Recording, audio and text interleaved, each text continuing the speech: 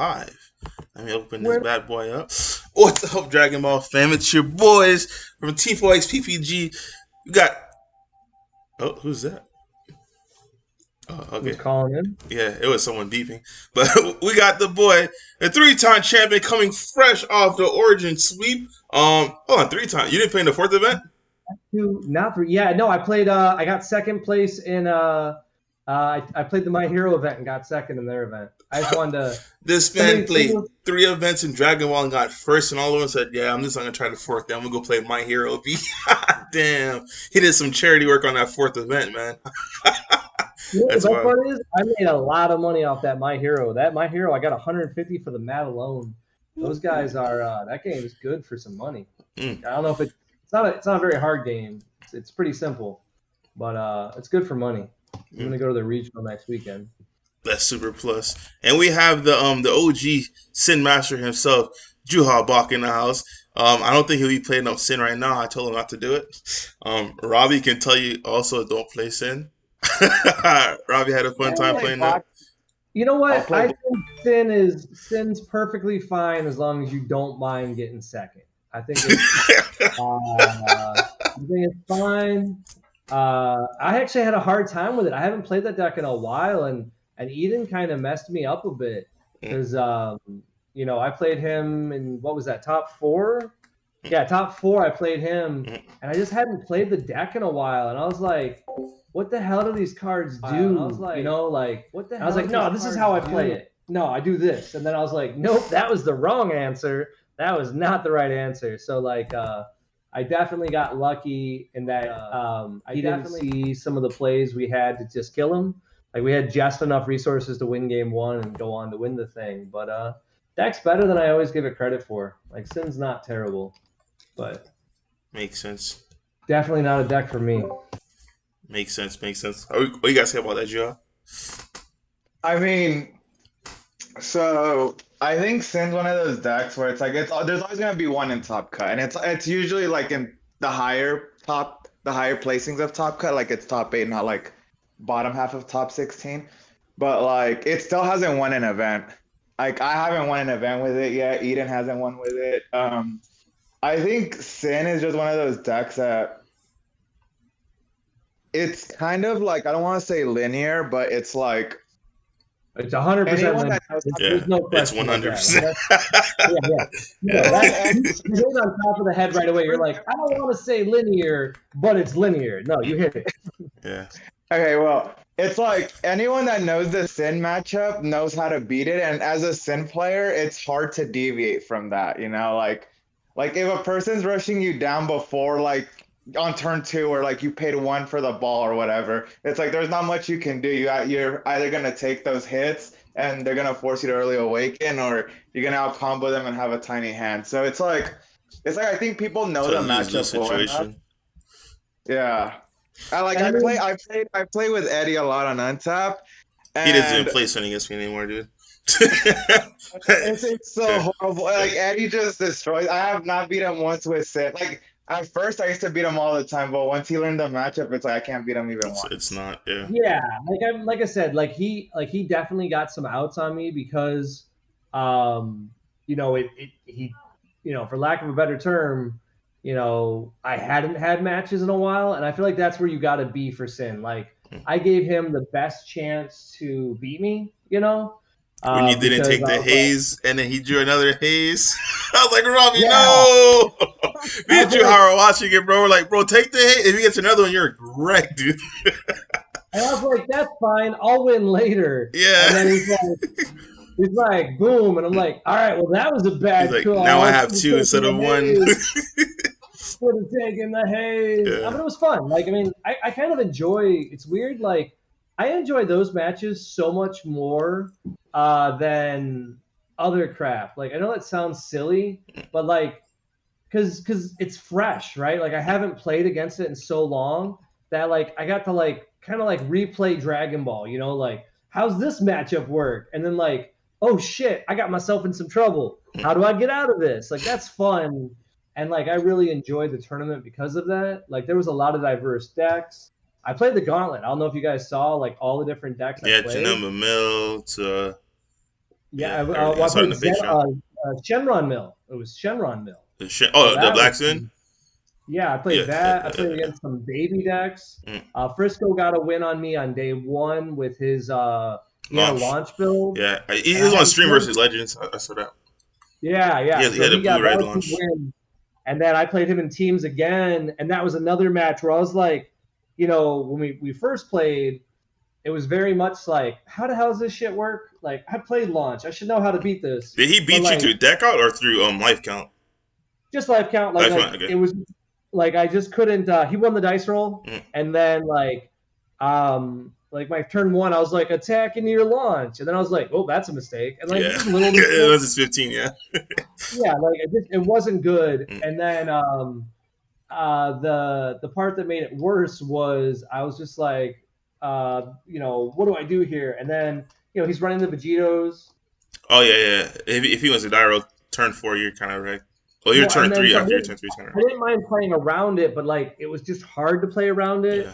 and to find out like, all right, now I do this, and then I was on tilt because my match beforehand, I tried to accelerate, and so I shuffled a card in, and luckily I was like, hey, I just put the Gohan that I just looked for back, and and he was like, well, call a judge, and I'm like, all right, call a judge, Yeah, you're not getting but that like, card back. yeah, like it's not like it's pretty easy fix here. Like it's Gohan, like you play Gohan, Yep. you look at your top five, you put it back, you shuffle, and I just put Gohan back in when I did it Yeah. because I was time called. So it's kind of still on tilt. So then he got the free win. But like I said, then for teams, I got to play him, and it felt a lot easier. Like he won the dice roll again, but it didn't matter, because I was like, all right, I played launch. It's not special. Yeah. It's just unique. Like you have to have that mindset of how to beat launch, and like if you don't have it, it's kind of like Sin, where you're like, what do I? Yeah. I don't take the haze. All right, cool. Wait a second. Oops. Like if I play that matchup 100 times over, I'm taking the haze from now on. Big But it was cool. I think there was cooler. I played a lot of cooler. I felt bad because this is cooler is really good in best of 3. Cooler is not good in best of 1 with a sideboard because now you're just basically playing game 2. Yeah. So game 2 is where Cooler's going to lose because your opponent has Deborahs. And ironically, right before the event, someone's like, Rob, do you have your Deborahs? And I'm like, what do I need Deborah for? Yeah. And they're like, Cooler's like the number 1 deck. And I'm like, I don't think I'm playing against it. And I think if you're not playing green or yellow, you need Deborahs because green has Vegetas. It's free. I 100% advise Vegetas instead of Deborahs because those things are free. It's like you get to play your game and then you just plus. It's like Juha was playing against me. He was playing Cooler. I was playing Trunks. I'm like, bro, I didn't even know you're gonna play Cooler. He goes, you main that down? I'm like, 100%. Because worst case scenario, it's a 1-drop draw card. It's literally the freest card. And I think yellow has Gohan and green has the Vegeta, which is weird that red, blue, the card that really needs it doesn't have one. That's really weird when I think of it. So you need the Boris. So if you're playing red, blue, or black, you need the Boris. And that's just basically where it was, where I was just like, well, crap. All right, fine. And then Puna just handed me 4, and he's like, here you go. Oh, yeah. I was like, what are these for? He's like, you need these. You do need those against Cooler. It's the freest thing. They can't stop it, dude. It's so funny. Game 1 was Cooler. And this is Wednesday. So Wednesday's 7 rounds, and round 1 is against Cooler. I'm like, well, good thing I've got Deborahs. And then round 2 was Cooler again. And I was like, what are the odds of like this one card in my sideboard to be relevant? Like it's the funniest thing. It's the super funniest thing. It's just like I felt bad. Like I genuinely felt bad for it. And it's like they have to play. They don't have a choice either because like it's just gonna trigger you. Oh, okay, thank you. I'll draw 2 and have a body on board. It's so busted. Yeah, I mean, and one of them, he's like, hey, I'm gonna activate this 1 energy. It doesn't come into play, and I'm like, cool. So you won for 1. It's so bad. And you tap an energy. Yep. All right, that's hella plus for U7 because U7 we're gonna win eventually. The question is how do we win? And especially like the whole purpose of U7 in that matchup, if you guys haven't played against it, is on your turn 3, if you can, you of course want a unison, but you can't always get a unison, which I didn't get because I was only running incorrect ratios. So like I said in the video that's on Team Foe's page, we got to go to 6. You got to run 6 unisons. We always have a turn 3 play. But what I would do is I Divine Presence on my turn 3 on defense.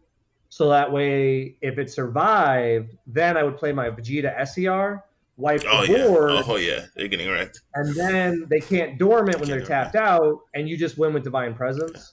Because Divine Presence is just too good. I'm really excited that it's finally getting a reprint because that card was ticking up and Those reprints up. are coming. The Gohan too. The Gohan's a nice little reprint. Oceana's got a nice little reprint. So it's a Yeah, couple we nice need little them. reprints. We need those, like, and it's because we're getting to that point where I feel like Divine Presence just is like a staple now. Like some guy just asked, I just got done doing the sorting. He asked for like my deck list if I had spare. I got 90% of the deck spare, but all I don't have spare is Divine Presence and of course the new baby Parasites. Because I sold them when they were $20 a piece, and I don't have any anymore. So I got to rebuy them, and I hope they go down in price. But yeah, no, it's a cool deck. But against Cooler, you have a lot of outs, so that's nice because they gave U7 a little bit too many tools, and I think that's the big thing that you can take away from my video is that it's a little too good. Like I feel like I wish they would have made the Awaken not be where you could awaken at 8 life. Yeah, you should have went I down think to that- 5, 100%. Oh Down yeah, to like 5 because like big. yeah, not even 6. You had to go to 5 because it's just busted, man. The biggest thing that you said about Cooler too as well. I think it's really hurt in the current format. When the current format one is pre sideboard best of one, right? Cooler's really hit because you not only you put in your hand destruction hate, but against green in general, specifically Cooler and things like King Cole that's super reliant on that first attack being dormant. If you have a big bomb, let's say if you're playing Yellow Trunks, the one that Trunks and Vegeta, in my opinion, you should at least, if you don't main board that 8-drop Vegeta, you should at least sideboard them because you have to understand that cannot get charismatic, and the first swing, if they dormant it, they're going to take a huge loss to their hand. So it's like they have to neg. They have to like use the Eddie negate and then dormant if they want to still dormant, because if you try to just dormant, you lost 2 cards, and that thing's going to swing for 35, you're going to burn off rip 2 super combos minimum on top of another 5k. Like, so how many cards are you really losing from that dormant? That's why, like, I personally wouldn't play green in a best of 1 pre-sideboard. If it's just best of 1, no sideboard, or best of 3, maybe you can run away with it. But the fact that you can sideboard in the Bordas or Gohans or the Vegetas and then just put a bomb in, like, against, bro, if Robbie drops his 8-drop on turn 4, they are wrecked, dude. Like, there's nothing you're going to do. It's like, okay, cool. What are you doing? You can't dormant first because you're just going to get wrecked, dude. Like, yeah. Well, and if they do dormant, like usually they're at 2 life by turn 4 anyway. So like, you know, or they're at 3. So it's like cool. Like and people made the comments in the video. What's weird is I don't recall getting any wins besides in Team Wars with Vegeta SCR by himself. Like I never got my opponent to 1 and then was like freebie, play this card, get triple attack. Like because people were playing around it, which is good. Like players have advanced. Now they're like, hey, this card is really good. We need to play around with it with U7. But what's nice about it is U7 has so many tricks. Like one of the versions of the deck list that I'm going to talk about is one of the failed ones was red-green. Like I had a red-green U7 list, and it was fun, and it was really good, but it didn't have as many tools with all these unisons, and that's what I figured everyone's going to switch to. I'm honestly surprised you didn't tinker with red blue. I'm knowing you, Robbie. I'm honestly surprised, especially when you were tinkering with the Scions. I'm really surprised. We ain't gonna talk about it. We have a list for Gen Con, but I'm looking for that sweep again. So we ain't gonna talk about the blue-red version, right? Yeah, because the only U7 skillless ones are blue. That's how I'm like, whoa. No, new conversation. We don't need to talk about this right now. All right, real quick, something I want to put on because I don't think this has been talked about. Miles, hold on. Miles, thank you. Something I want to talk about, I think it needs to be addressed. I don't like doing this kind of stuff, but I just have to say it because yeah, this is why we have problems. So for everybody, I'm gonna be a really unpopular character when I say this, but for everybody that complained that Dragon Ball was behind a paywall with TPs, I'm happy that you guys can finally see that you were wrong. And the reason being that I think it was always correct to put chase cards in TPs is number 1, you keep locals running and you create more locals. Because guess what? We had like what, it's like 3 sets now. When TPs are just they do nothing, like it just adds no value to you. Yeah. This newest one I is don't okay. think This they new one, did. this newest one is okay.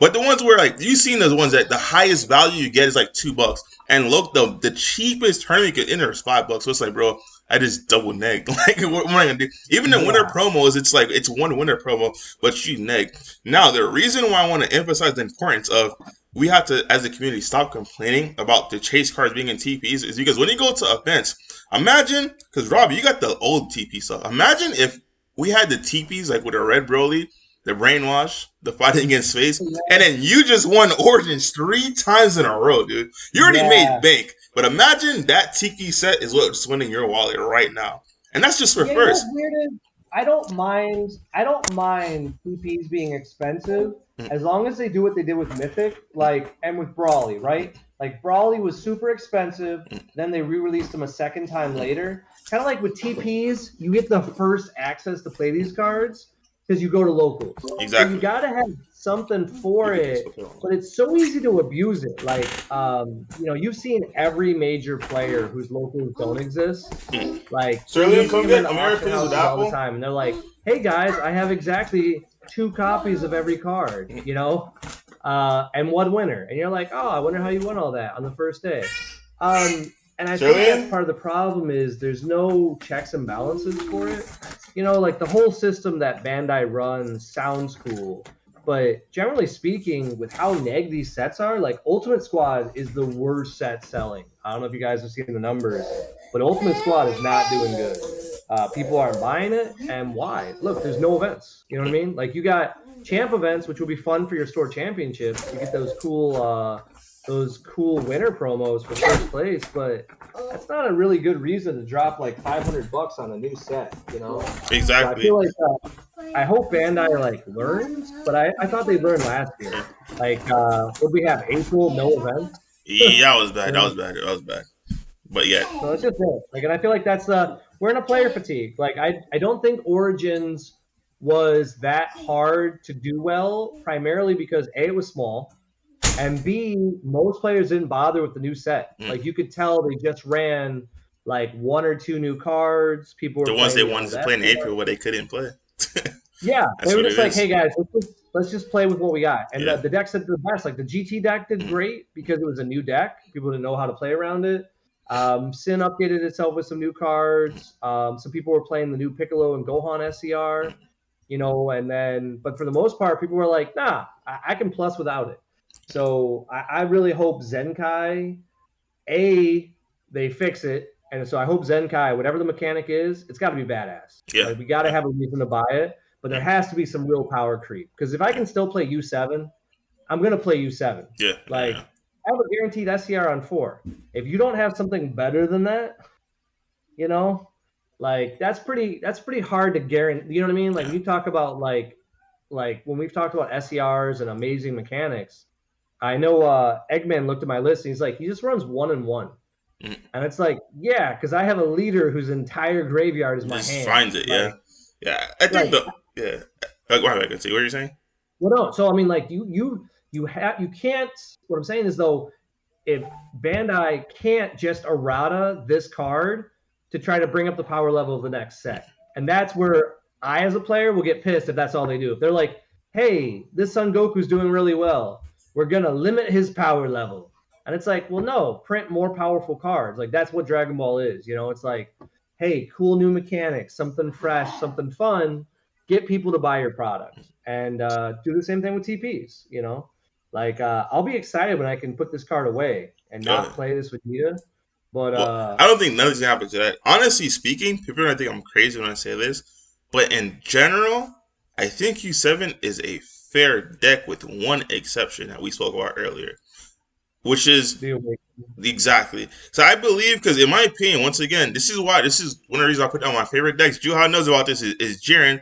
Jiren is a super aggressive deck, but the thing is, against other aggro decks such as U7, you're committing suicide because it's literally you're taking your own life, and Robbie's like, well, that's 1 less life for me next turn, and while you're trying to progress your game state. So I felt like if U7 were to have some kind of a errata, whether it awakens or whether it does, if you play, I don't know what it is, but the fact that it does not say 8 life, it become a fair deck because, like I'm telling you, I it's think you hard to just try have to to take attack. it away. Yeah, I think you just have to take it away because if you give it where like you take life down to 4 or 5, I as an aggro player, I'm gonna either do one of two things. Like that's too powerful of an ability to be like, all right, you know what?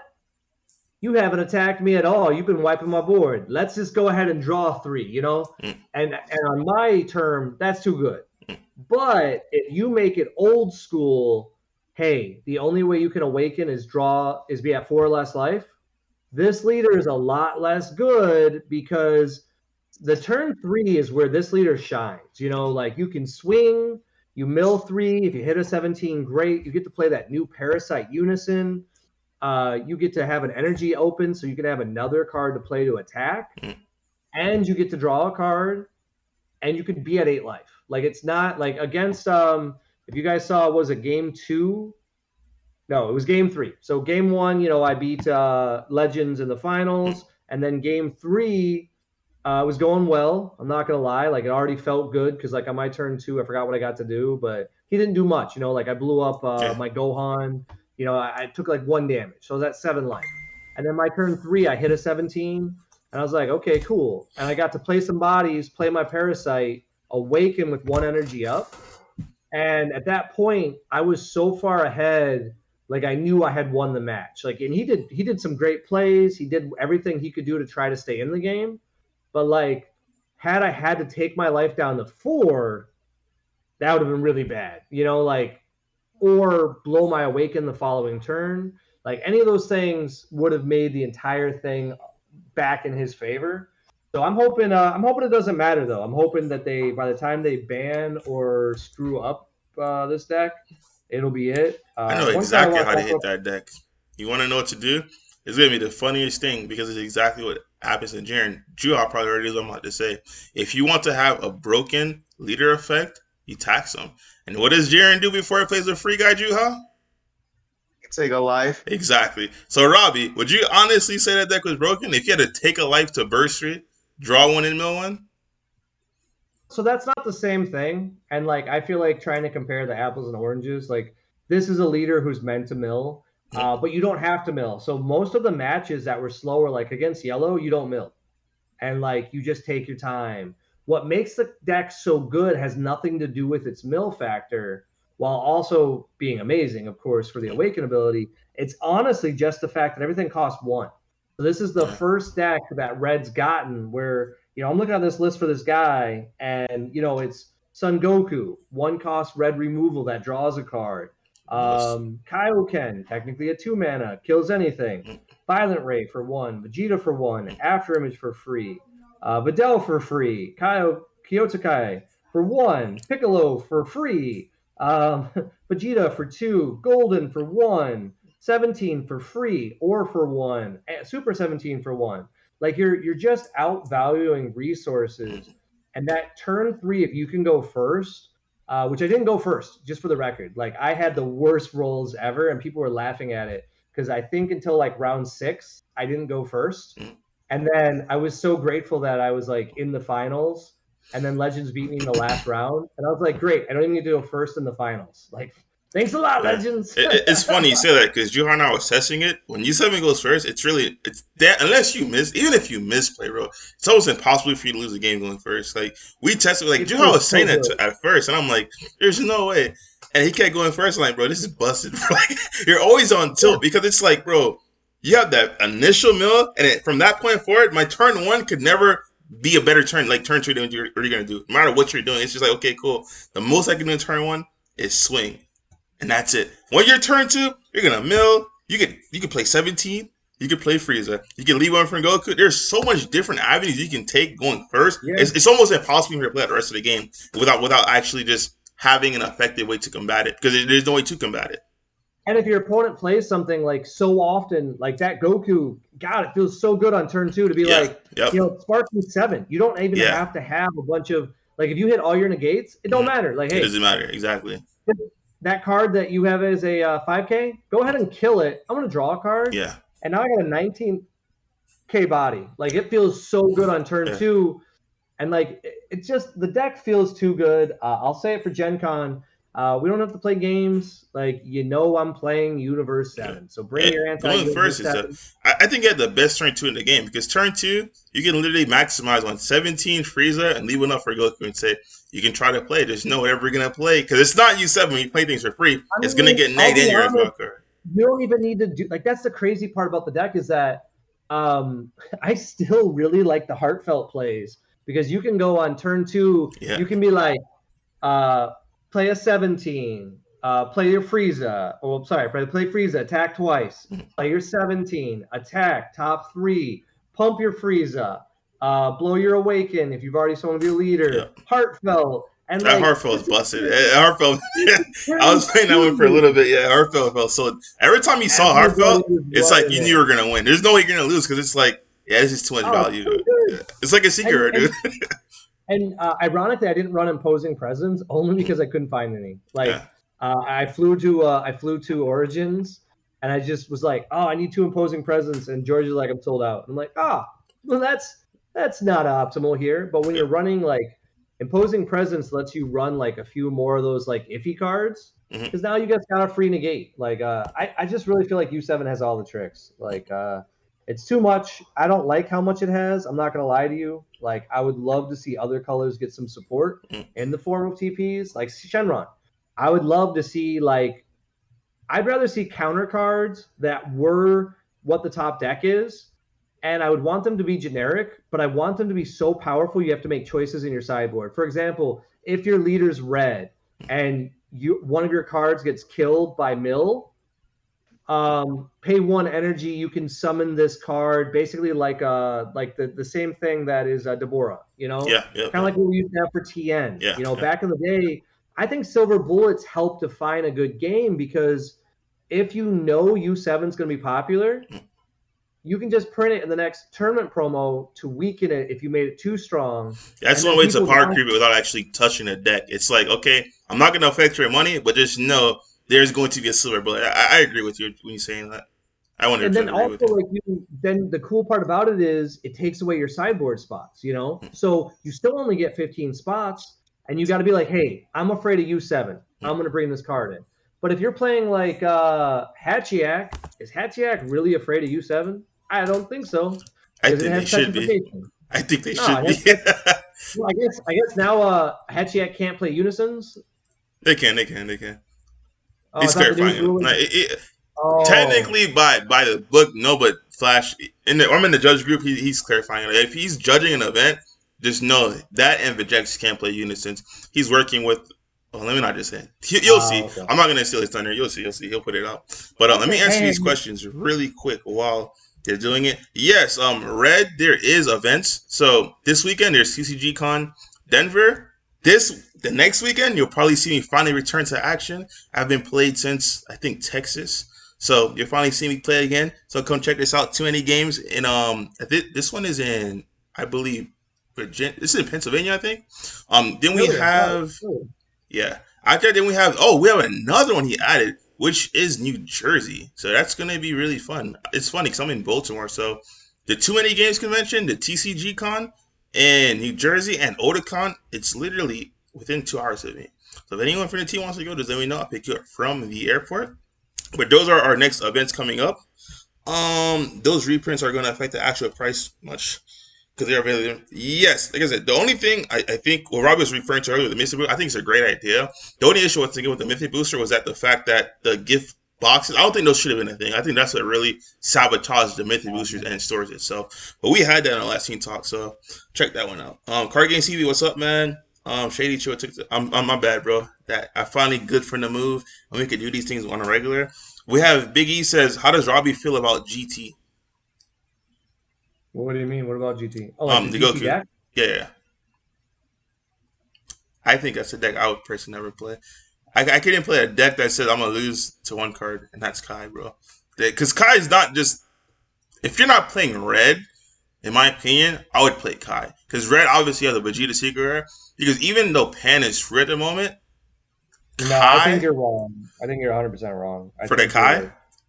I think you gotta you gotta play Pan. Like I mean, I think in a GT format deck is with good. cooler, I think No, Dripku's 100%. another. I think Dripku's another good. You've got the right idea. So GT Pan doesn't lose to Cooler. Okay, like GT Pan's got enough tricks. It got some cool combos. It's a really cool deck. The problem is all GT Pan deck um, is like fun and all, but like it's just a bad version of Piccolo. You know, It like is. You if you pay energy. saw, Yeah. yeah, like Yeah, if yeah, you yeah. saw the games, it was like, hey, pay one, get a 15K. He's like, And hey, then like free play to get a Legends is 15K. playing against it. It was like, pay zero, get a 15K, it Yeah. draws a card. Um, and then, it's just not good. That's just it. Like GT was so close to being good. The way it could have been good is It was free. those cards should have been 5 costs, and then we could have played an EX evolved in the 6 drops, done multiple attacks, been able to play the SCR. That would have been cool. So we could actually win on like turn 3. Like I think that's what GT is meant to do. Like GT is meant to be a fast engine, right? Like something awesome. If we could still play chain attack Trunks and the Bobbity, Yeah, man, that's I'll wild. play that deck Yeah. all day. Yeah, Yeah, I'll sign up. I will 100% play that deck. But I feel like it underperforms. Like I don't know if you guys saw our match, but GT went first. GT hit all 4 super combos. He hit his SCR. He hit his Unison on turn when I didn't. He hit every single card on target. My 2 negates knocked him out of the game, and I won barely. Now, don't get me wrong. I had 2 negates in the deck, and I drew both. Pretty damn lucky. GT takes himself down to 6, right? Well, yeah, that part doesn't matter. No, I was gonna say, because if it stayed at 8, maybe you could have played some kind of deck where you swing and then you just change Zen or reset them. It's like, where you're at 8 and they're still at 4. So it's a brand new game, but 6 is just. I think it needs to take the 2 life. That part didn't matter. It's just more so like the cards don't have utility. Like sure, you play a 20K. What's it do? It's a 20K. It's a 20K attacker. So yeah. What's that card do? It just costs you. It costs you an energy. Oh, I can draw a card and put a card underneath my Unison. So you just paid 1 energy for a 20K in set 16. Yeah. Okay, I'm gonna play an Android 17 who's got double strike and looks at the top 3 and usually picks up a super combo. Yeah, 100%. You tell me what's better, or you have Frieza, 1 energy, dual attack, and kill something. GT, I feel like GT would have had its time to shine if it came out and then Realm of Gods came out in the summer. Doesn't it feel like this set would have done so well after Nationals? We would have had a blast with it. All these new cards, Dripku would have been the new #1 yellow deck had there not been the Vegeta and Trunks, yeah. So we would have all played that, and that deck would have been dynamite. Like it would have been awesome. For Black, we actually could have played decks besides Gotenks. Like Black actually had some utility. We could have played had Realm of the Gods not come out, Gotenks wouldn't have been so good. Yeah, we could have played that deck, and we could have played these new Supreme Kai cards and played a free blocker. We could have had combos. Like it really screwed us up by having Realm of the Gods be first because. Yeah, GT just sucks. Like that's just the honest answer. Like it sucks compared to what you have available right now. That's what he means, guys. To not hurt you guys' feeling. To compare it to U7, it's like how can you come out after U7 and you're not even close to like that? That's what he means. Yeah. I know so you guys are gonna get your feelings right when he says that. When like Rob, I just bought the deck. Yeah, I know. I feel bad. No, but like the Awaken needed to be like we've already got Awaken leaders that like do something better than just drawing a card. Like we need something where you don't have to attack. Like they gave androids the ability where once you awaken, you can chill out. Like that's a very strong ability to just be like draw a card. Yeah. GT would be so much better if you could awaken on your turn 2 like you want to, and then you got an additional draw. Just chilling in his spaceship. Yeah, just hey, I'm GT. I don't know, plus 5K on my opponent's turn. Give me some freaking ability. Like you just can't. It's just bad. That's just it. I ain't gonna lie. I ain't gonna come up and sugarcoat it because that's lame. It's just every card should be a different card, and then you get outvalued. I'll be honest. I feel like if we get a Pan reboot, then Pan would be maybe wild, yeah, because if Pan adds like a unison on Pan. top, yeah, I think Pan is missing Yeah. is the unison clause. Well, see, that's just it. So you get me a Pan that's rebooted with that card. Yeah. That's what I want. You know what I mean? Like, so Pan plays the GT. It can't alternative awaken. Let's just keep it at 4 or less life. But Oh yeah, because all your guys are gonna be you're instantly gonna draw. Yep, that's what you're saying. Exactly, and Yeah, you're plus just gonna the be 5K. like, okay, now my leader says draw. How good is that leader gonna be? Where you can be like, hey, underneath my leader, draw a card, pass turn, and then once you build a giant board in one turn, be like, what's your life? Oh, you're at 8. Letting it loose, just pop. Yeah. Bam! It's like those set one days. It's like you set your board and just like, all right, time to go in now. Yeah. And that's what GT was. If you guys remember GT from a story arc, GT was literally like, no action, no action, no action. Stupid comments by Trunks, no action. Boom! Right in the face. Pan being like, hiya! Like it was corny, but it worked. Like we watched it, you know. So just bring out engines like that. Don't make me like attack with a 1-drop. It was bad. Yeah. We have card games at Hat Trick for the win. Yeah, Hat Trick is solid, man. Draco said that crazy. I live in Baltimore too. Oh yeah. I moved here last month. That's why you guys haven't seen me really. I'm in Bel Air though. No, I'm not. I was from Florida. What do y'all think of Drip Coup? I honestly think it has. I think there's a lot of decks that's overshadowed right now because U7 is just. It's too powerful. I ain't gonna lie to you, but I honestly think it's not just Drip Coup. I think the Gamma 1, Gamma 2 deck, but the issue with that deck after I learned it, I'm like, once you actually know what it does, I could only imagine what my opponent can do to me if I know what it does. It was good when I didn't know what it did, and they did it against me. I'm like, oh snap, okay, so you have a 16 that beans for free. But now that I actually know the deck, playing against it would be super simple. But the thing about Drip Coup is not the same because you could know what the deck does, but at the same time, it does a lot of I was looking to build that deck as well because of Release from Evil. Hashtag I tried to buy it out, but there was two there was an original print and there's a second edition print. Juha was right there about the second edition. I'm like, yeah, I'm gonna need Robbie's help or someone to buy the other ones because the other ones are way too expensive. I'm like, I'm good. All right, well, hey, I gotta go. It looks like one of my streamers on Whatnot needs my help, so I'm gonna help her out. All right, well, appreciate you for coming out, man. Mikimo right now, she is a pro player for shooting games. She's dressed as Bulma and she is streaming. So pretty fun if you're on Whatnot. Check her out. I'm gonna see what she's up to. Later. All right, man. Appreciate you joining, man. What else we got? We got yeah. We have. I actually think it's a lesser version of KP, and KP is my favorite deck. Yeah, KP is still playable. Be careful. Just be careful on your mulligans for KP. It can get you in trouble. That's all I'm gonna say. 20Ks. Yeah, the 20Ks negative. Shady Tree GGs. Yep. You have anything you want to say, Juha? Because I know we got to go test. Juha and I are going to go ahead and put Jiren in the live. He's trying to go ahead and honestly, nah. You guys basically hit the nail on everything. U7 is super overtuned right now. I was going to say one errata that they could do to kind of fix the deck is change the buyback effect to where you can't get the SCR back. Like if you mill your SCR, you mill it. Like you can't get it back. I don't think you could do that, bro. Because like you're gonna write it for one card. Like errata it to where it says like you can add any use. I don't know, like make it like 4 or less or whatever. So you can't buy back the 8-drop either. I don't know. Like I feel like because realistically, it's the SCR that like that's like the problem card. Like. Oh. It's not though. It's the leader rule. It's the fact that you have to combat their battle cards while they're at 8. You seen it because like even with Sin, think about it. All those matches with Sin and I beat you, and if my leader went down, you would have won. Because literally once I went to 6, I said I'm gonna stop taking life. But if I instantly went down to a dangerous number and you can connect with one double strike, I'm at triple strike range. You have Cell, you have the triple striker, you have and the thing is, I can't stop it because you have access to cooler. So once you let loose on a 30K triple, bro, you've seen it because you've done it to me, bro. That's why I stopped going.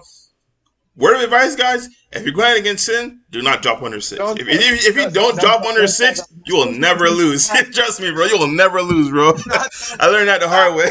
I got greedy. I'm like, okay, he's not going to do that. I have after images in my hand. This guy hit the cooler. I'm like, damn, that is a card, bro. I got clapped. Since that day, I've never dropped below 6 life. It is the simplest thing to do, too. Juha probably hates me now. Juha's probably hating me now. He's like, damn it, nah, I definitely can't take Sin this weekend. But yeah. You think U7 Goku is still good with hold on, you think U7 Goku is still good with a 2-cost unison? I don't, because the only relevant 2-cost unison is literally Piccolo. I don't think you can play that, man. I'm sorry, bro. Don't play that, man, Sam. Because it's like, I don't play that, man, Sam, bro. The Piccolo is just too, trust me. I got hurt too. There's a deck that I was gonna surprise you guys with. I asked you how that deck was busted, bro. It was a starter deck with Vegeta. I was gonna bring it to an event, and next thing you know, play tested for like 2 weeks straight. I was playing Juha. He's like, the deck was obscenely broken. It made no sense whatsoever.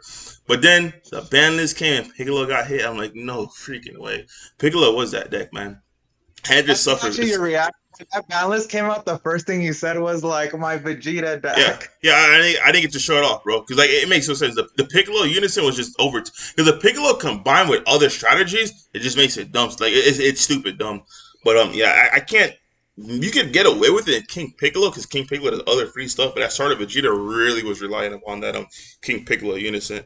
So yeah, I wouldn't recommend playing U7 Goku with the 2-cost unison.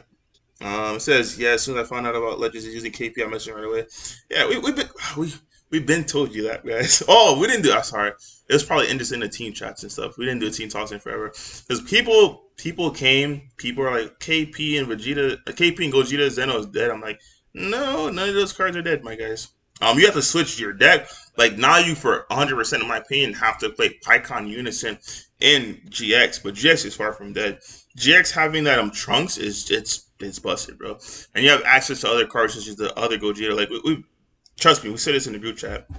It's golden. It said Juha. Someone agrees with you. Juha has a point. Vegeta's secret is in the card. It's a guaranteed. Yeah, this is facts. But the thing about it, if they open it, you're ratted the card for nothing because they're just not gonna do anything. The problem is like U7 just does everything. Like if you defend against like the 1-drops, then you're gonna die to the big guys. If you're playing around the big guys, the little guys are gonna kill you. It's just but there's no like way to realistically play around it efficiently. Because they're at 8 life. That's why. Because if you swing at battle cards, which is correct, you have to. If you don't take the battle cards, the battle card to kill you. It's a lose situation because you need some kind of way to just free wipe the board while focusing on life, which is why Piccolo was such a good matchup against it because it's like, okay, cool. I have my Piccolo unison on board. I have Yamcha. My build had Yamcha, Wu Fang Fist, and then I didn't play any negation that. I was taking my own life against U7 as well. I had Yamcha, Wu Fang Fist, and then the Scions. Not the Scion, the big head Scion guy, not the black Scion. The big head Scion. Those are all many negates. So against U7. Yeah, the big head guy. So against that, I was set because I can clear their world. I focus on life. If you don't play a deck like that against U7, which I don't even think there is a deck like that versus U7 anymore. That's why U7 has. Bad just if you get God Mills. Yeah, because in my opinion, when KP Unison died, it didn't kill KP. It just made red decks have such a hard matchup versus U7. But the craziest story, I don't know if I'll share you guys with this because I don't know everything is. I have a U7 Gohan build that I was testing, and I'm telling you right now, U7 Gohan cracks U7 Goku, but it's not the same where U7 Goku has a better spread. But that matchup specifically, it's dummy stupid. Like U7 Goku is U7 Gohan, it's wild. Tell people how. Oh, Andrew Duvall's in the house. Tell people about Gamma. Yeah, we're talking about Gamma. So I think Gamma is really solid. I'm not lying to you. But the thing about Gamma, once I started playing it and I knew what the deck does, it's really hard. Think about it, Andrew. If you're playing against a Gamma, right? You had no idea what it does. You're like, yo, this deck is pretty cool. But the fact that you played it, now you have the deck and you played against someone with Gamma, you're not going to lose to the deck because you know everything you can and cannot do. But Gamma is really solid. But the thing is, it's like the whole theory with Sin. If you know that deck inside and out, you're not going to lose to it because you know what you can and what you can't do. I didn't know what I couldn't do when I was playing against Gamma. I was just like, oh, cool. Oh, damn, he could do what? Oh, so? But then at the same time, like, it's rough, man. It's really rough. But it is a solid deck. The thing about Gamma is sometimes even if you know what they're doing, you kind of like have to play into it. Like you know they're gonna 18 you on turn 2, but it's like, do I just not play anything? Yeah. Or like, do I just not even enter my battle? And it's like, because you know they're gonna play their androids from their energy, and it's like, what, do I just not attack at all? Yeah. Like sometimes you're forced to play into it. You are forced to play into it, but then I don't want to tell you guys I might play that deck. I'm not gonna say how to defeat it, but it is really good. It says it's like saying Icarus was bad because you got repulsed every turn. Come on, no, it's not like that because Icarus was a flex, bro. It's not. Icarus was like because Gamma. The thing is, it's not like Icarus where your hand size is fat. It's not fat. You can do a bunch. The coolest thing I learned about that deck was like it's the craziest thing. When you're going for a game, you guys know. I did this and I started doing this. When you guys use that end of turn ability, and you pick up androids, you don't have to recharge those androids. I was like, yo, I'm about to kill you next turn, dump this entire hand, like combo wombo on your ass, and there's nothing you can do, bro. I didn't know that until I started playing the deck. It's really cool. But it's not like, because Icarus, I'm telling you, your hand size is fat. But the other one, I play a more linear, conventional android. I don't play all the apes and stuff I see people playing. I would be interested to see your build, because I'm pretty sure you have something brewed up. But hand size, it was good only because you have floodgates. But if those floodgates got turned off or chopped, you're kind of screwed, man. And that's what I'm trying to tell you. Like, it's not as Icarus, all right, I'm going to attack to repulse and I could do this. Because you had other things you can do. But Gamma, it doesn't have like the upside that the thing has. But it's really good because there's nothing you can do to stop cell. That's the biggest plus to it. You can see it coming, but then there's nothing you can do to stop it. Because like its deflect is going to wipe your entire board unless you have barrier. You're gonna negate the attack. It's nothing you can do to stop that turn 4 play, and that's why it's really solid. It's technically a 1 energy play because you pay 4 for the cell and then you untap 3. Yeah. Andrew, I 100% agree with you. But I'll tell you right now, that's another thing. It's really solid as well right now because no one's playing a solid. I'll give you an example. I don't want to give it a. Damn, I really don't want to say. This is a popular matchup, right? I'm going to tell you why. To me, it's not busted. It's really good, but it's not busted. The best deck in the game, everyone's going to agree it's U7. If you swing and I imposing presence you, your entire turn got shut off because all you guys are 15. It's free. It's free. It's technically free. It costs 1, but it's realistically free because at the end, it's just like you said. It's SS3, so it's free as hell. Your first attack, I guess, will be. It's not even free because your first attack is going to get 20k. But then it just added an imposing presence. So it's like, what do you actually do on that? That's what I'm trying to say. Like, if you really know how to play Gamma, you will not lose to Gamma. If you knew how to play Icarus, you would still lose to Icarus because it just had high ceiling like stuff that you couldn't stop. There's a card in yellow that straight out annihilates Gamma. I learned this the hard way. Don't say no. That's what I'm trying to tell you. Trust me, Andrew, but there's a lot of cards that counterplay Gamma. It's really good. I can see Gamma in top cut. I just don't think if Andrew were to play Andrew, that's what I tell all the team guys. If Andrew was playing yellow or any other deck and Andrew was playing Gamma, you would not lose to Gamma. I'm telling you right now. The Andrew that's playing whatever deck you want to play would not lose to Gamma. I'm not saying Gamma is not good because you're playing a version of yourself, but then once you know what you're doing against, I'm telling you, it's not like you see it coming. There's certain plays you can't stop, but there's certain plays you 100% can stop. What else we got? I don't think it was U7 is mid to me, not good. My boy, you are okay. That's cool. I hope everyone thinks that. Diggy says. Also, I gotta say thanks to Juha for advice for Deborah, my sideboard. Yeah. In your sideboard, you should at least run to at least 3 to 4 Deborahs. Unless you're yellow, then you should run 3 to 4 go. In my ask Juha, right? Main deck. When I play my trunks list, I main deck the freaking the 1-drop Gohan. It's plus, bro. It's a free. I saw with the cooler. It's the freest thing. And I'm like, oh, card away. And he's like, all right, cool, draw a card. I'm like, who means I had no idea who was playing cooler. We're just playing random matches. I'm like, in my green decks, in my yellow decks, I just have them in there. It's just, worst case scenario, never dead. Another good thing, too, is, once again, it's pre-sideboard. I didn't give you a rundown what you need to run. If you're running red, you should be running all the decks, once again. I'm not going to repeat those hard cards. It should be the Bora. If you're not, yellow or green. If you're yellow, it should be Gohan. If you're green, it should be it's a 1-drop Majin Vegeta. If you're playing red in a format where we have a bunch of free negates, you should be playing that stop the imposing presence. Yeah. Andrew, every single event up until Nats is best of 1. Every single event. Pre-side. The webcams might not be pre-side. Don't give away my Jiren side spice. Oh yeah, I ain't say that. Andrew, every event is pre-sideboard. That's what I'm saying. Like we're in an event where a lot of decks say, I personally would never play cooler and a pre-sideboard best. That's mind-baffling to me, bro. Like, mind-baffling. Because it's pre-sideboard best of 1. What else we got? Red should be playing. What's that card called? It's the one with like it's like a hidden ambition, I think it is. The one with the Vegeta. Hold on. I literally have it in my Jiren Yeah, side deck. it's the one. It's the one that stops D magic for free. It's the one that starts the sparkling gates for free. I think you tap one and you stop it. You should, as a red deck person, I would have it. King Vegeta. Okay, it's King Vegeta Hidden Ambitions. Yeah, that card. That card is really solid. Red. If you're playing U7, you shouldn't be playing anything against them. I'm not gonna lie to you. In my opinion, you should be playing After Image and Imposing, and then in your sideboard should have Violent Rays if you're playing something that just swings. Because Violent Rays technically shuts off the Unison decks. It's just like, okay, cool, take out Imposing, just Violent Rays, and you call it Unisons.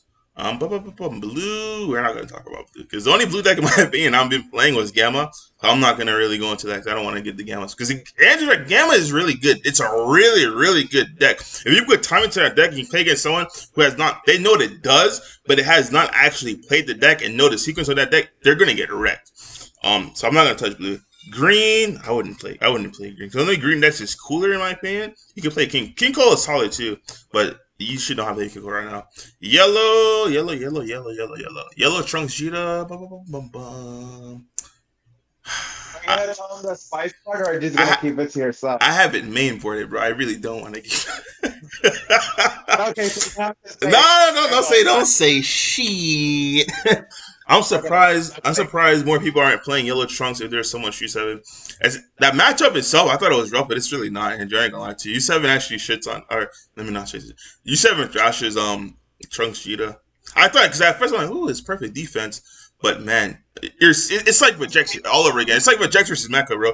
Your sequencing is gonna let you win, or it's gonna still make you lose essentially. Speaking of U7 and Trunks Vegeta, another card to probably side is the Kaioken Goku. Mm-hmm. Yep, Trunks by 25. Yep. Big facts. Yeah, I'm surprised most people aren't playing U7. But in my opinion, if I were to pick between a deck, it would probably be either U7 or Trunks Jita. Oh, and the Sin Unison straight up destroys the Trunks Vegeta matchup. Sin Unison makes the Trunks Vegeta matchup unwinnable. Like, if any red deck is playing Sin, specifically U7, and they're playing that Sin Unison, bro, you're donezo. Like, everything is just done. Trust me, I learned this from experience, bro. It's donezo. There's one card that can stop it. I'll just put it out there, bro. It's the Yellow Petrification. It's not Petrification. It doesn't stop penning autos, but it stops. It's a Petrification that doesn't stop penning autos. Go look it up. I'm not gonna tell you the name. Just do your homework on that one. Yellow has a Petrification. It does not stop. If you read the cards, the Yellow's Petrification does not stop penning autos. But you can target whatever is on board, including Unisons, and negate it. Once again, it does not. Petrification specifically stops pending autos. I'm going to say it. It's a petrification that does not stop pending autos. So don't say Eddie says it's a petrification. What does I say, Juha? That does not stop pending autos, bro. That's the best way I can explain it to you guys. I actually found one today and like going through my cards. I'm like, I still have another copy of this card. Exactly. So don't say Eddie says a petrification. Like, yeah, Eddie says a petrification that does not stop pending autos. But it's really good. It's really, really good. I'm surprised more people aren't playing it yet. What do you think about the black version of the King Vegeta's Hidden Ambition? What is the black version of that? There's a black version that stops it. I didn't know there's a black version that stops that. Wait, yeah, I know what it is. It has salsa on it. I think your opponent needs to have like 4 energy or 3 energy. That's like 2-3 sets ago.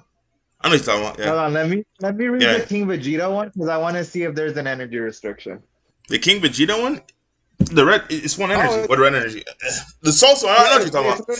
It's different. It's not red the same. Because when it first came out, I read, I'm like, oh, it's like Hidden Ambition, but it's like you have to like work. It's like an extra cost or something on it. It's not the same verbatim what it is. Green has a cell. That's a good deck. No cap. Yeah, green has cell. Green is really powerful.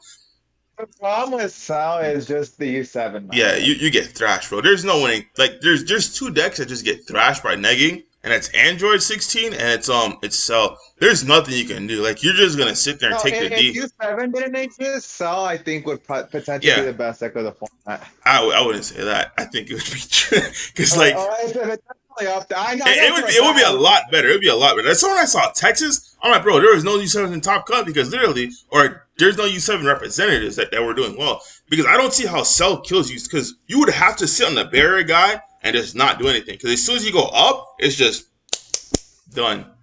And the thing is, you have to side very heavily. You'd have to side like big armor. yeah, but even if you I- side, what is that doing, Juha? Like, this is what I'm trying to say. Like, you're tired, it's okay, cool. I'll just swing with my little. I don't have to swing with 8-drop. The 8-drop for me in that matchup is just okay. Saying you cannot use dormant on the first swing, which is busted. That's why I would not play green, bro. I'm not lying to you, because playing against green is so telegraphed. Especially if you're tapped or if you have one up with a unison, that you know the first swing is a thing. So if you're able to have a way to out the blocker and have a big dude, that's why I say if I'm playing yellow trunks, if I don't have it in my main board, I have it in my sideboard, I would have that 8-drop. They cannot touch that 8-drop. Charismatic can't touch it. The Frieza counterplay can't. The Frieza unison, I think it's Salsa, that can't touch it. So once he's on board, you swing. They're not going to dormant that, because if they block it, that blocker, if it's the unison, is going to get OTK, because it's a triple strike to the dome. Where do you think Cooler falls? Yeah, it's a triple strike to the dome on that unison, bro. And it's like, ooh, it's not gonna be a fun day. It says green has I didn't know that. Yeah. What's up? It also blows stuff up. I didn't know that. Yeah, it does. I think 2 rest mode battle cards, I believe it was. Something like that. Yeah, something like that. It says U7 is red for Jesse. Yeah, it pretty much is. Yeah, Andrew's right. Green has Cell. If you're gonna play a green deck, that's what I would play, because Cell is not as easy to sideboard against Cooler. I'm telling you, Cooler right now, they're gonna put the hand instruction hate in, and it's gonna be like you have a lot of cards that destroy you against Cooler. That's how it's my mouth into how Cooler gets there, because Cooler V-Ray shuts down your entire. You have nothing to do. The only thing you can do to V-Rays, I guess, it's the 3-drop secret, the Majin Buu one that says counter. Other than that, you can't stop it. Yellow, it's the same thing. You have to have that mod. You have to have that. It's a Majin Buu or is it a Buu? The secret rare. It's a Janema Buu or something like that. The counter. The counter. It's a Janema, I think. Yeah, the Janema. You literally have to have that to stop those the floodgates that they can run for us, because they can hit you with a freaking release from evil, and it's just like, oh shit, this unison is donezo. So I'm gonna restand that triple. Everything it's donezo. Like it's donezo. You just swung with a vanilla, bro. That's it. I would not recommend you playing Cooler and a pre-sideboard best of 1. Once again, this is a pre-sideboard best of 1 format until Nats, unless webcams are just best of 1. But until Nats, the real life events are pre-sideboard best of 1. That's why I want to emphasize and make sure people understand. So if I'm saying I wouldn't play this, I'm specifically referring to this current format. Riddlebox says it's a slug extra card. What? Oh, the petrification. Yeah. It's an extra card. It has slug on it. You gotta go find the name. Yeah, Andrew. I actually don't even know the name of it. Yeah, I'm not gonna say. You guys got to do your research. I'm giving you. I don't want to just. I know what it is. I know what the card looks like. But the best way to empower someone is to show them the way versus like giving him the way. I can get like Juha, right? He wants me to help you play the Jiren deck. I can give it to him, but that's not me helping Juha. Me showing him how to build it and him actually building himself and playing with it is gonna make him a better player. Versus me just saying, "Here you go win." Like that doesn't help it. That's why when I tell you guys things, I want you guys to go do the research, because while you're looking for that card, you're gonna stumble across a bunch of other cards. Like, oh snap, this is a card. That's a card too. While you're doing that research, so that's why I try to help you guys out like that, man. It's a Demon Run card. I know exactly what card you're talking about. Yep. Where do you think Cooler falls in the meta? Yeah, so if it was best of 3, I think Cooler would be really solid, because a lot of people, they're not gonna mainboard those hate cards. There was 2 Gokus in top cut for Dallas. Which Gokus? You talking about the what Goku? 7. You said it's I can tell you that because it's mind baffling. It should be a lot more, because if Cell is that much dominant, it makes we played this matchup 100 times, Juha, bro. There's number one, you're never gonna get to turn 5 because like you're dormant, you don't have blockers, dude. You're literally giving me 2 cards, and you're gonna give me more cards because you're gonna have to combo out my attacks. Like you're not gonna have any because your Cell are donezo. Like you play your Cell. The biggest thing you have with Cell is to attack. If I after image your Cell, you might as well swing with something else and combo the Cell off. If not, I'm gonna kill the Cell. I'm just being honest with you. Like, we use that 10k combo on a battle card or something. Because I'm telling you, if you just try to reset things in a block, it's not gonna go. It's not gonna go the way you think, fam. It's really not. On top of the fact that they get Koetsukai you before, if they Koetsukai you before it and then clear your Cell, you are done. You're not even able to charismatic. It's the hand instruction game reverses to you. Now you are the person being hand instruction. It's not fun versus U7. But versus anything that's not U7, oh, you can have a great time. You can have a great time, bro. Trust me. That actually happened to me the other day at locals. I was just borrowing someone's cell deck, and I was just destroying everybody. Then I got paired up against U7. I didn't make it to turn 4. Andrew, bro. Once again, look at if Andrew was playing U7 versus if Andrew was playing Cell. The Andrew playing U7 would win 10 out of 10, not 9 out of 10 times, not 10 out of 10 times. The Andrew playing U7 will beat the Andrew playing Cell. Hands down. I'm telling you. That's how I look at matchups. I don't say like I'm a better player. I don't say that player doesn't know what they're doing. I look at if I were to play myself. So if Andrew Duval were to play if Andrew Duval was playing U7 and Andrew Duval was playing Cell, this Cell one would just jump off a bridge. You would never lose to that. You would never lose to. I'm just being honest with you, bro. Never. Because the thing is, Cell, it does what it does. And if you're not doing what you're doing, you're not going to get to where you need to get. You're just going to lose. And if you try to deviate, you're just like, okay, cool. You're not going to play your guy. So, okay, what are you going to do with those cards? You see what I'm saying? Like, you don't have it. It's not like you have something else that's not the dual attack guy. So, like, what are you doing? To be fair, there is a version that we were playing that did have a good U7 matchup, but it was like completely different than the one that everyone's playing. And that's what you would have to play. But if you're playing this stuff that people are playing right now with that dual attacker that can block and remove, I'm like, bro, you trying to be Jiren, but you're not Jiren, bro. So you're gonna get Jiren is another. It's a good direct deck, in my opinion. Under U7 would be if U7 was a deck, there would be so many other decks that just goes there. The Jiren TP makes me want to play the Unison. You guys know I hate playing Unison. So if I'm telling you I would play the Unison with that Jiren TP, that thing is super, super powerful. I literally went out of my way to get. I mean, it's a Jiren card, so of course I was gonna go out of my way to get it. But I really went out of my way to get those TPs. With the TP, that's the only deck that I know has a better turn 1 and 2 than U7. Like, it's not going first or second. Your turn 1 and 2 is if you could go second against U7, they won't be able to clear your board. Your turn 1 will have a topo on board with 3 battle cards. They can swing once. That's it. Because the first swing. Not only that, but then you Spirit Boost Evolve. And that's what I'm saying. Because you have Wolfang Fist, so you can't even pre-play anything. And the thing is, if you don't pre-play anything, that means that topo will be at least at 3 markers, bro. So it's gonna be really bad for you, my friend. Evolve the dual. Yep. Exactly. That TP was exactly what that deck needed. So hopefully TPs are better like that. Inferno Santa, yes, I'm not gonna say it, but Riddle Box, yes, you are correct. I think there wasn't that many U7 reps. Yeah, they found it. I also gave one of them a second loss with GT. You were a better player. I'm not gonna lie to you, because once again, Biggie, if Biggie were to play U7 and Biggie were to play GT, you're gonna. It's gonna be like this all day.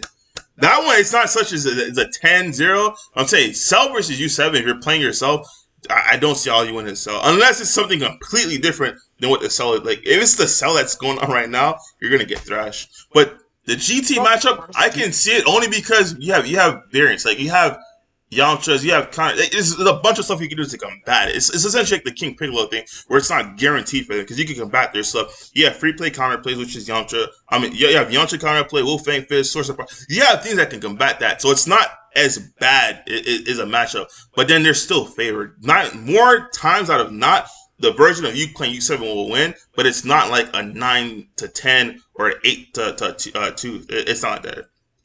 I mean, the Vegeta SCR alone almost wins you the matchup as a U7 player. Yep. You can Cell Earth Destroy them. Yeah, you can. But not versus U7, bro. Because trust me, Andrew. Bro. Trust me. I love Cell. I try to play. I don't play. My Cell is not the same Cell. Did I play with that Cell then? The one that was like super hand destruction-y with all the crits and stuff. Yeah.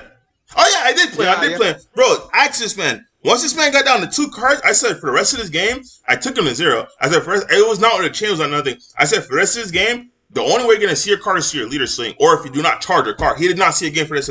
That's how, if you're playing a Cell like this, I can see how you could upset U7. This is the same exact. U7 does have an inherent weakness in hand destruction, but there's no hand destruction in heavy decks like that. But my Cell deck wasn't just what you're seeing. I didn't play the chain in my Cell deck. My Cell deck was, okay, swing him if you want to. My Cell deck was, you remember that 17-8 You guys didn't hear that. But you remember that other leader I played against you? That was essentially a cell deck just with a different leader. You guys didn't hear that. But that was essentially the other thing.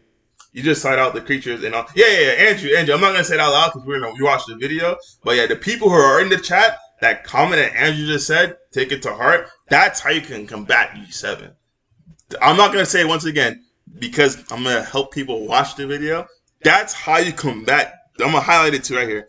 This is how you combat U7 because if you try to just thinking a thumbstick with a dormant and a blocker, you are highly mistaken because you're just gonna get ran over. That highlighted statement is how you combat it, bro. Exactly. You're 100% correct on that. That makes that 10-0 actually more in your favor because U7 once again. The weird thing is that version of Cell, like the one that's not like the standard version, I feel like it actually has a really good U7 matchup, especially if it does. It 100% does because U7 doesn't have that big. U7 is like they're free playing guys. The only thing that replaces itself is the 17 and the Gohans. That's why mine U7. You guys don't see that, but yeah, what Andrew says is 100% correct. All right, guys, let me hear the closing. Whatever questions, comments you guys have. Let me know because I can hear my kids crying. I still have to help you play test his Jiren deck. So Juha, you have anything to say while they're doing their last comments or whatever questions they have for us? I don't know. I think we said everything. I don't know if there's any questions from me or questions in general, but yeah. So Gen Con I think is gonna be the next event that I play since there's like these store championships coming up. There's a case tournament next week and. Spoiler, yes, I'm gonna play Jiren at my case tournament. So if I end up doing good in that case tournament, I recommend everyone buy those TP Jirens before they skyrocket. I recommend everyone buy that thing now because Jiren, I'm telling you, bro, Jiren is the one deck I think outside like before King Piccolo. Actually, I think King Piccolo could probably still hang with U7, but Jiren is the one deck that I think could just dump on you. So I'm not trolling you guys. Like you would have to solve the other issues with Jiren. Jiren does have some issues because once again, it's all because of the fact that everything results from you taking your own life, which puts you in sometimes compromising situations.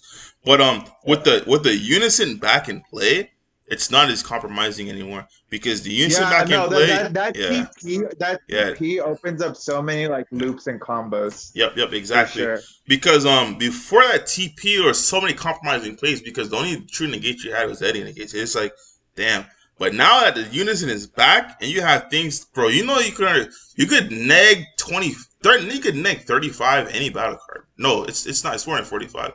It's 15, and yes, you could neg 40. You could kill a secret, bro. I'm not trolling you. That's how powerful that deck is without touching, without taking a damage. If it's $20 a pop, I pick them up. I'm not lying to you. I'm not even trying to hype it up. Trust me. I have the deck. I sold out my max rarity because I knew the deck was going to be fire. Eddie, when I win that case tournament, I will hype up that card. Which sucks because I still need one more. That's another thing too. I don't think you can play with. You 100% need 4 TPs. I don't think you get away with 3, with 2, because the thing is, it's just so vital to setting up. Because once you have it, you need it turn 1. It's busted. Like there's so many lines of play. Like you need to either see it off your leader turn 1 or you need to play it turn 1. Because the thing about it, you now get to run 12 Jirens, bro. So between the Slim Shady Jiren and the TP, you're gonna see your Unison and that TP because the Slim Shady could add the TP, and there's just so many things. Because now, like, you get to replace the Kunshis, bro.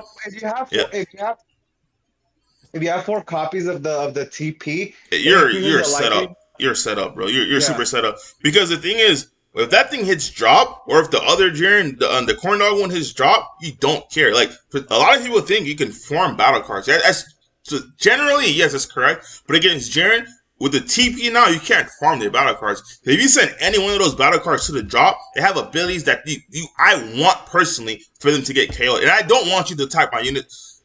I'm not gonna tell you how to beat the deck, but but yeah, if you try to do the genuinely correct thing, which is farm my battle cards, you're playing into my strategy because it's like, thank you God, because now it isn't gonna work for me. And the thing about it, even if you do play correct on my turn, I'm going to over combo because I want these guys in my drop. I may TP them for free just to get another free attack on you, and then use their abilities afterwards, and I won't lose hand in size whatsoever while you do because I have 8 super combos in that That deck is busted, guys. I'm not gonna lie to you. With the TPs, the fact that now we can play Unisons again, that fragile problem I had before, like where you had to play Death Ball because you were playing with your life, you don't have to play any of those cards no more. Death Ball on Legacy Sub is just overkill. Like if you Death Ball, the reason being behind it, besides the fact that you take your own line, was the fact that I can free play a 1-drop, and they all have barrier. When I swing, you're gonna say no negate because it's like, what the hell? It's a 5K 1-drop, it's a 4K 1-drop, and I drop multiple Death Balls, and it's like, yeah, you wish you should negate that attack now, huh, broski? And you just get clapped. Like it's literally always how it was with Jiren. It's like swing with 4-drop. They look at me like no, and I'm like, yes, okay, shit. You drop that double strike, bro.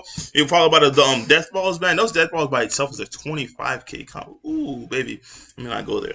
But yeah, matchup is really good. So what about your boy Dark Broly? Dark Broly's solid against the meta. I'm not gonna lie to you. Against Trunks Vegeta, against U7, it's really, really solid. Against the outside BS, it's not that solid. I ain't gonna lie. I've been testing it. Because Dark Broly has a sensory meeting against U7, and it controls their warp.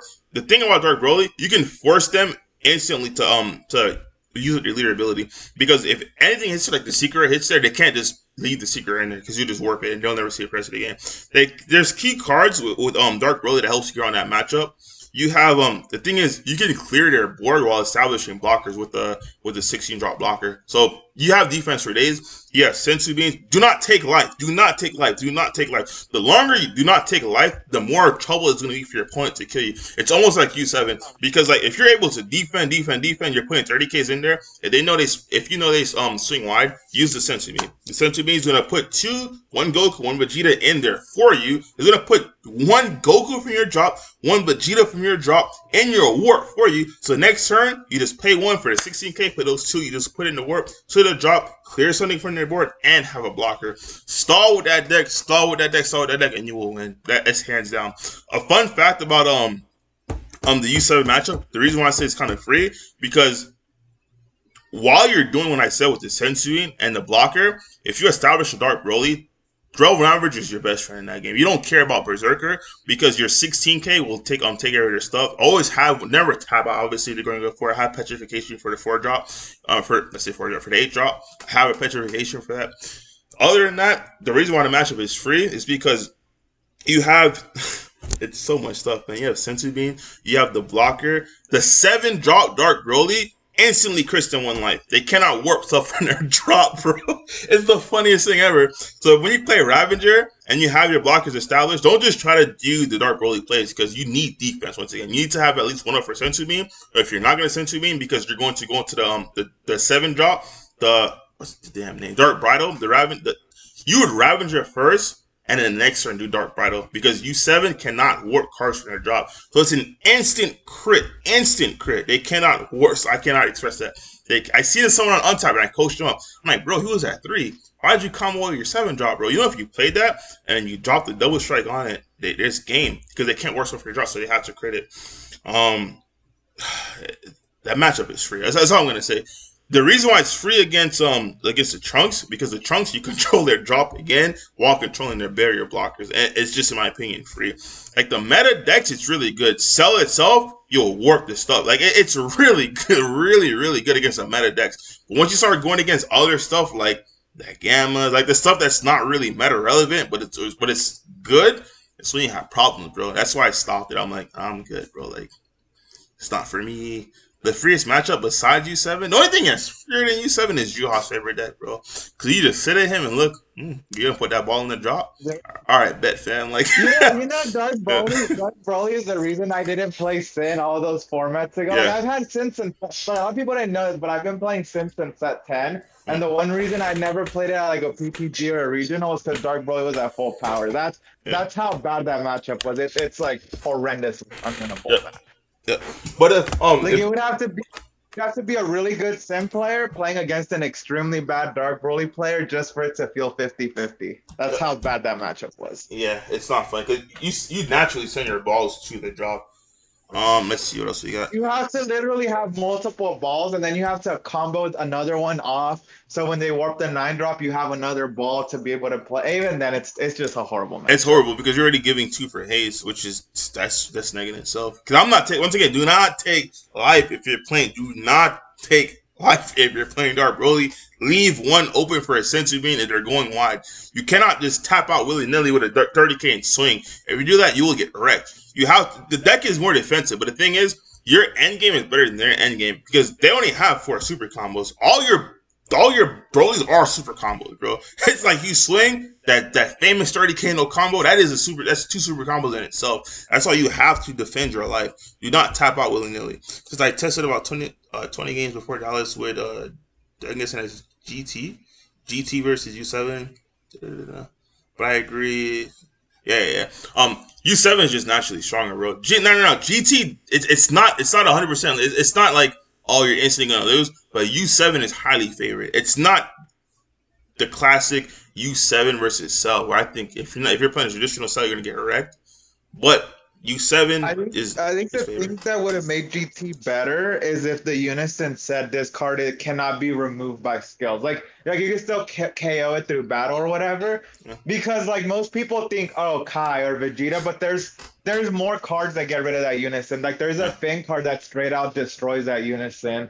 There's that green Majin Buu. That's another card that gets rid of the Unison. There's the Kabito Kai they can just steal. Like there's lots of ways to get rid of that Unison where like it just straight up kills your deck. Like if you play one of these, there's more than just Kai and Vegeta where if you play these you straight up lose.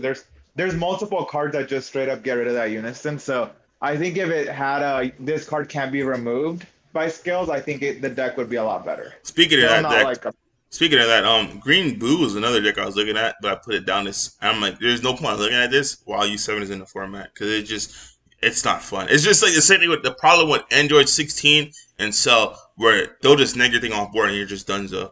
But Green Blue is also it's a really solid deck, but I wouldn't look at it as long as the thing. If U7 didn't exist, I think Green Boo, like if you, it's really solid. No trolls. I thought it was a troll deck, but it's really solid, guys. I'm like, holy, this thing actually does things. I know. I thought you were trolling me, bro. You said a lot of stuff. And I actually looked at the cards, like, oh shit, this is actually pretty solid, broski. Like it's really solid deck. I'll be at Philly. All of the up north events, I'll be at this. I'm not sure it's Philly. When is the New Jersey one? This is Washington. I think it's in July. It's right before Otakon. So New Jersey, Washington. I think this is Virginia. I'm gonna be in all of these because I'm in Baltimore, and they're like less than 2 hours away from me. So all of these I'll be at. Though this weekend I won't be at it, but I'll be at. My return will be at all these bad boys right here. See, all I have is one case tournament, a Team Wars, and like some random store championships until we get more West Coast regionals. Yep. All right, I think we caught up on all the comments, man. So, is there a green Sister Goku? You discard one. Yep. Yeah. Oh, you asked me. You telling me there is. I thought you were asking, like, yeah, there is. But, yeah, you telling me, yep, there is. Bum. Yeah. But, yeah, man. I mean, we answered all the comments. I'm going to go help this man play Jiren because Jiren is boss, you guys. I'm not lying to you. Like, it's sheesh. I'm not gonna lie. It's really, really solid. It has the aggression of King Piccolo without the defense that King Piccolo's auto. It's everything that King Piccolo could do minus the auto that Posling on counters. But instead of having that, you replace it with, if your opponent attacks, I'm just going to neg something a maximum 40k, which is that's a max secret. That's why I try to tell people, like, it's not safe. Like it's not. I'm not hyping it out, guys. You guys know I play the deck. You guys can look at all the when I play the deck, I do well. Like all the time I play Jiren, it's well. Jiren it's going against KP full power. I was botting at KP because you just farmed their Unison. It's just pop. I think between me and you, we're like literally responsible for almost every top the deck. We were carrying the deck because people didn't want to listen to. I'm like, bro, Jiren is busted. Like, because when I was looking at it before, I'm like, the thing with the TP was fragile. Like, the one that got you to play it. I remember. Yeah, I was. Yeah, I was playing Cell hand instruction. I was like, Eddie, I'm gonna make Jiren work, and you're like, Juha, just play Cell Surge. I'm like, no, trust me, this Jiren deck is. Cell Surge was broken, bro. I think Jordan Mark was the only person I saw that. Cell Surge is. I don't care what you're playing, bro. Cell Surge was the deck to play. That was the deck I was playing. And he played Jiren against him. I'm like, this is cake. And that's how the 5 drop. I instantly said, Juha, bro, I'll be back, bro. I'm gonna go do something. He came back. We're playing a mirror match, bro. I ain't gonna lie to you, bro. That 5-drop was busted. I'm like, yo, what in the world? Like, it's not the same as Cell. It's still better. That 5-drop is better. Cell is like a wannabe of what Jiren was, and I think that's why it did Cell like that. Because if Cell was where that 5-drop Jiren is, Cell would actually be like realistically a problem.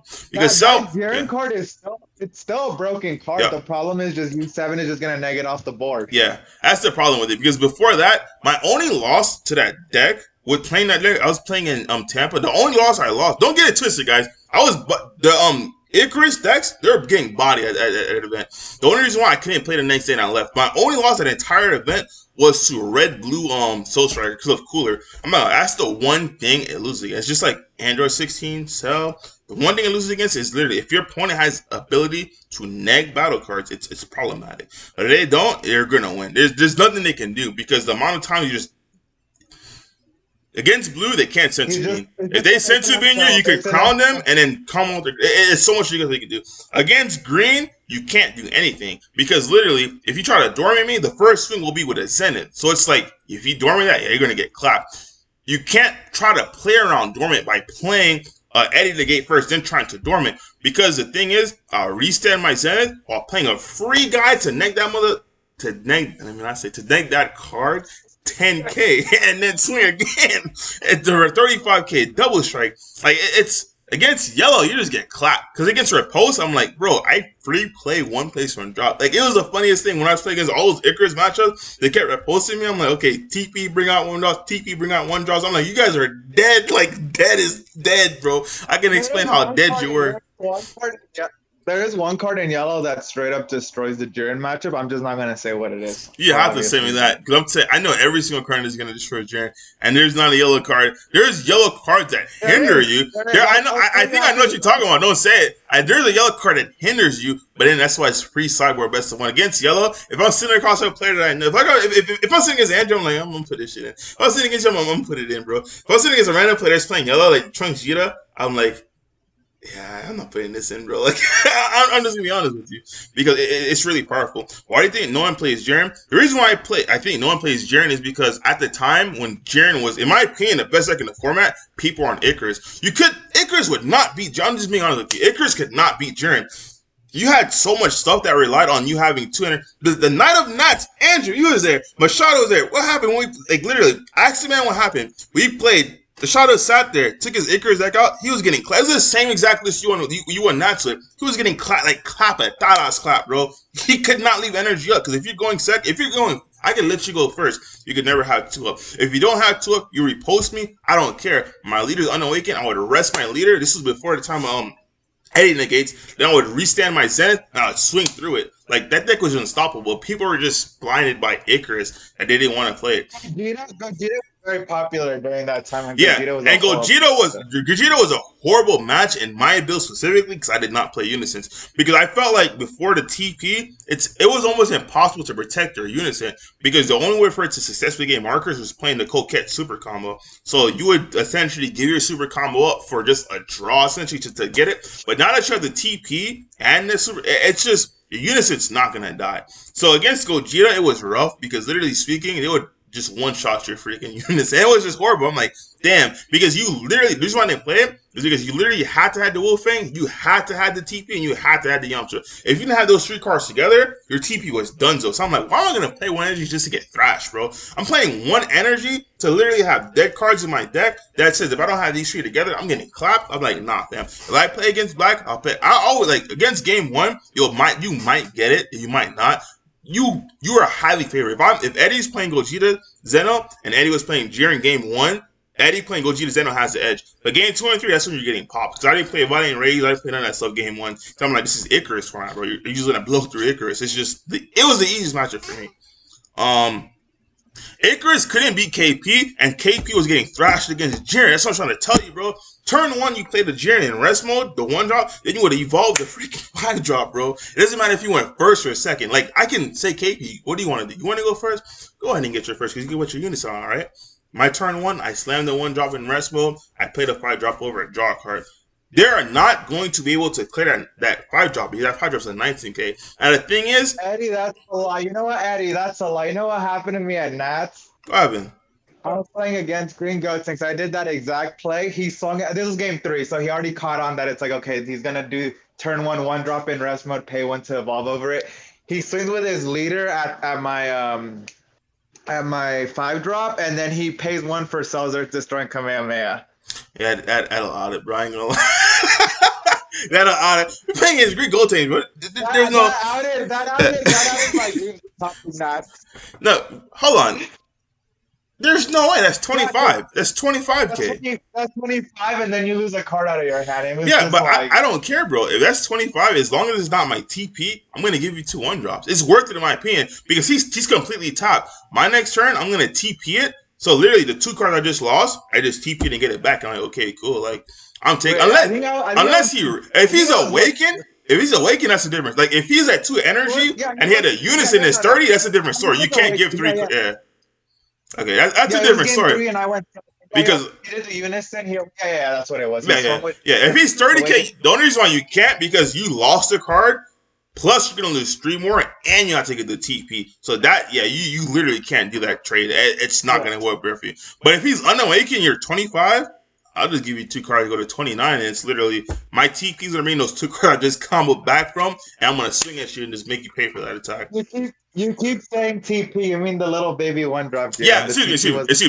Not the original TP, the yellow TP, the yellow monster, the yellow soul charge for 2. I said that's the OG TP. There's the new TP and there's the OG TP. The OG TP is the yellow.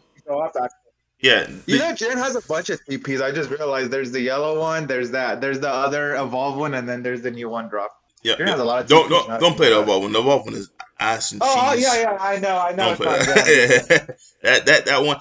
It literally would have been decent if it even said discard a card. If you could discard a card, that means the yellow TP can get it. But the fact that you got to put it back in your deck, it's just like, that's a hard neck, bro. Because it's not hard. Because think about it. If you could discard the corn dog. So the corn dog essentially, yes, you discard it, but now you get to search. That would have been perfect synergy. But I can't play an evolve just to put a card back in my deck. Nah, fam. We don't do that here. It's like that Black Panther. We don't do that here. Let's see. My bad. Let me catch up on these and we can finish this because I'm never gonna be able to test with you. I think it's from the draft boss. Juha, why isn't Eddie in our red group? I didn't even know there's a red group. I literally excommunicate myself from every group. Yeah. So funny story. So there's a group of like a bunch of like red players, and I got added to it, and then it eventually started adding a bunch of random players. So now it's just a random chat with like literally every Dragon Ball player in the game. Yeah, I excommunicate myself from all group chats outside of Team Field once I moved. Because I'm like, I was part of VSA, or I was part of a lot of group chats. And I'm like, yeah, let me focus on just one. Why do you think no one plays Jiren except? Yeah, that's why. Because at the time, Jiren was at his strongest, where I think it was Nat's format. It was just we were just playing Icarus, man. I guess that's what it was. Because even against Soul Striker, I love that matchup because against Soul Striker, you force him to top 2 with Zamasu, but then you could just laugh at them. It was the funniest thing. They could never beat you. If they beat you, you would literally say, "Okay, cool. Let me see your hands." If you don't want to let me see your hands, you can just play another 5-drop, make the 19K 20K, and make them lose. It was horrible, bro. Like it's hand instruction city. It was horrible for them. But people, what's the funny thing about crown? So now you can play the Topo Unison. You can literally crown them, and then at the end of turn, you could crown them you could crown them on your turn. And at end of turn, because if you wanted to play your energy for 5-drop, you could just use your Topo Unison to play Crown to rip their hand. So starting off, you know exactly what your hand is minus the card they just drew, it's really solid. It says at Nats I was using Frieza's Death Ball. Yeah, Frieza's Death Ball is my little spice, bro. Frieza's Death Ball was that was something I caught on at Tampa. I didn't play at Nats, but at Tampa next event I could play it. That's when I caught on to it. My God, that thing was putting in work, boys. I was intentionally using all 4 super combos, 3 or 4 super combos, so people could think they could kill me and baiting them to go all in. And it happened multiple times. People would say, "Oh yeah, 3 super combos in there. All right, bet, fam. You got 1 life." I was editing to get myself down to 1 life. I'm like, okay, cool, bet, fam. They would dump, and I'm like, "How many cards in hand? Nothing. All right, bet, fam. Death ball. Because they would see all my energy open, but like it doesn't matter. He's probably leaving all his energy open because he's trying to combo with Zenith because he has no more super combo. Like, nope. Death ball. All right, my turn. Game.